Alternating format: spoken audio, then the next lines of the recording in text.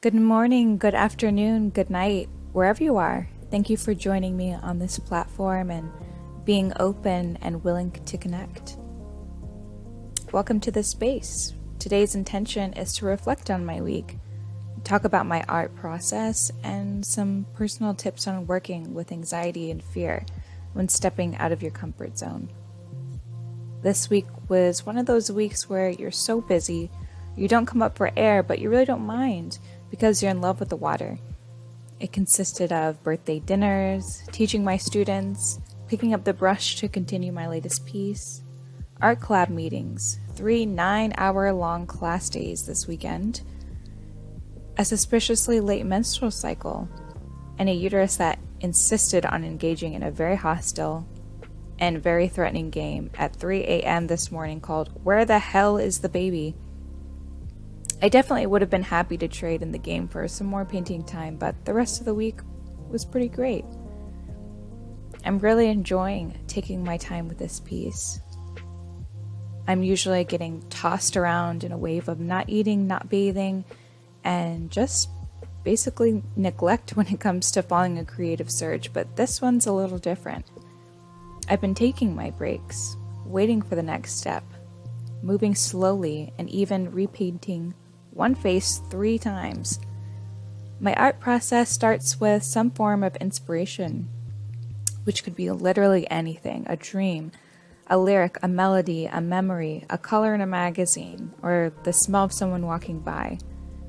Any experience that evokes a feeling strong enough that I feel others need to experience. And then if I feel inclined, I'll take out my decade-old sketchbook and draw a series of circles and lines, which is exactly what it looks like, just scribbles.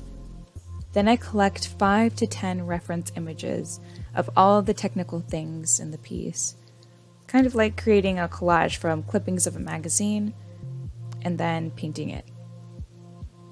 I do a final sketch on the canvas, but it's only for memory because I end up painting over the lines anyway and resketch everything with my paintbrush as I go. Some artists work in sections, and once that section is done, they move to another. But I usually work in layers, seeing the image slowly coming out of the canvas like fog dissipating with each painted layer of clarity. But with this piece, I'm learning a different strategy, as it's only my second painting with multiple faces. I'm trying to build my momentum here by almost completing one before moving on to the other. And when I'm done, I wait 6 months for my oil paintings to dry, 2 weeks to a month for my acrylic paintings, and then it's varnish time, which is basically a thin coat of clear liquid you can apply to protect the painting from things like UV rays and fading. But I really enjoy painting minorities and having diversity in my artwork.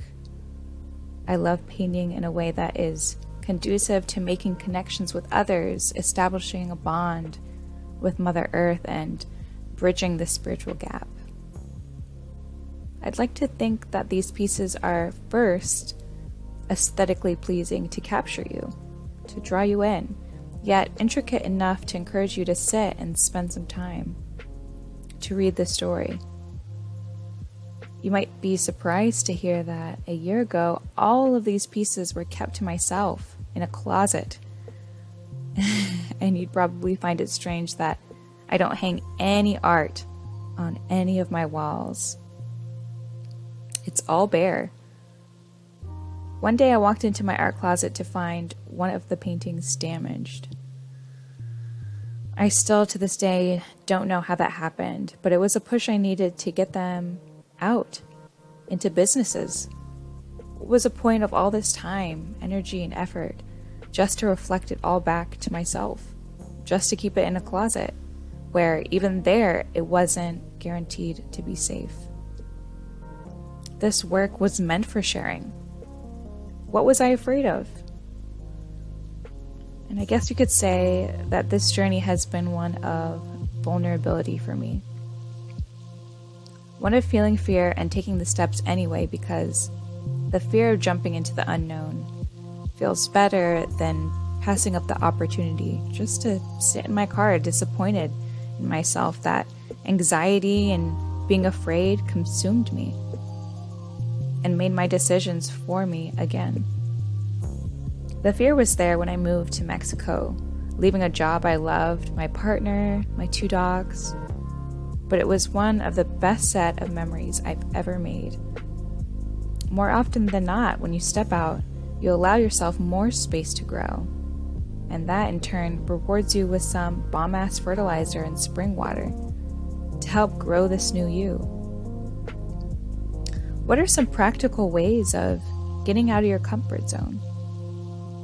We've all heard that the brain is a powerful thing, and it learns by searching for patterns, repetition, and routine.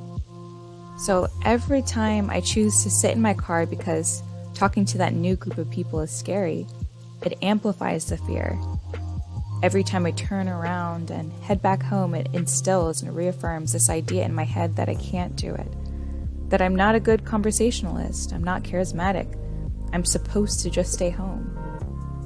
Even if I were to meet these new people and quote-unquote fail in the form of stumbling over my words or whatever it may be, at least I would know that, hey, actually I do have some guts to get out of my car. But the first thing that I do is find the root of my fear. What exactly is the worst case scenario? What is the probability that it will happen? Why am I afraid of that?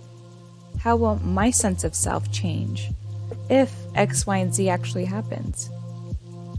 Usually it's the anxiety that makes this elaborate story, but in reality my worst case scenarios are just embarrassment in a holy shit the world is ending costume. Don't forget to say thank you, fear and anxiety, for teaching me to look twice and to use caution. But I'm going to do this, and I've got it from here. Number 2 is to set my mind that I'm going to do the thing later with no option. Whether that's going downtown by myself to sketch random people or setting up a booth at a market or whatever is causing this sense of being uncomfortable. I don't allow myself the option of anything else or the opportunity to back down. Just knowing I have the option to hit snooze, mama ain't waking up. Think about it. If you're gonna walk the tightrope without a net and a gazillion people in the audience, you don't have anything to fall on. You have got to do your best work. And next, I just amp myself up. Before the thing, right before I do the thing, I go through my top 3 favorite things about myself, and I mean the marshmallows and the Lucky Charms. Mine are that I connect with people extremely easily. I'm smart as fuck, and I know something about a lot of topics. The majority of me is humble, introverted, and quiet, but there is a whole other part that knows I'm a badass bitch that deserves the time and space. And something to remember is the most dominant emotion takes the reins. If you're feeling scared, you need to hype up the wanted emotion to be more powerful, to have the louder voice. And the last step I do is I treat myself after it's over. I make sure to say, see, we did that. To retrain the brain that there are good outcomes from doing something that is seemingly scary at first. And then I eat all the vegan donuts. But what's the thing for you? The thing you hit the snooze button on or sit in your car to stall. The thing you go over and over again in your head with this fear attachment. Leave me a comment or a DM. And thank you so much for joining me, guys. Until next time.